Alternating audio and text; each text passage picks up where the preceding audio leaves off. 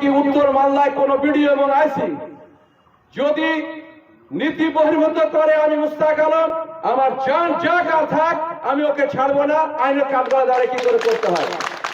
লেখাপড়া শিখেছি, পেছনের সারিতে ছিলাম না, আইনটাও পড়েছি, বহুদিন কাঠগড়ায় দাঁড়িয়েছি। কাকে ভোট দিবেন? মুস্তাক আলমকে, জেলে যাবে।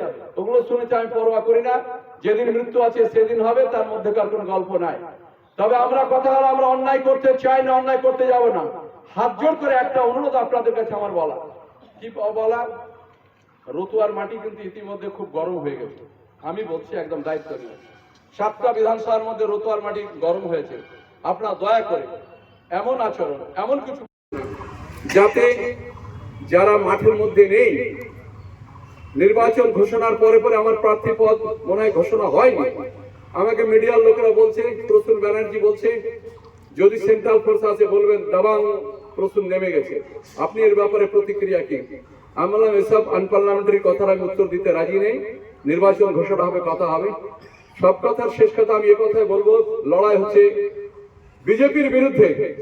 আমি राहुल जी को बोलेছিলাম, बड़ा दुश्मन को घायल करने के लिए छोटा दुश्मन के साथ दोस्ती बन सकते हैं, जैसे महाराष्ट्र में शिवसेना के साथ दोस्ती हम लोग किए हैं, लेकिन नाम निशाना मिटा के नहीं।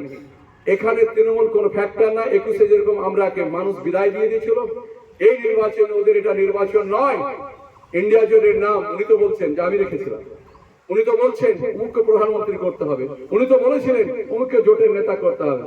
ফের কেন উনি চলে আসলেন?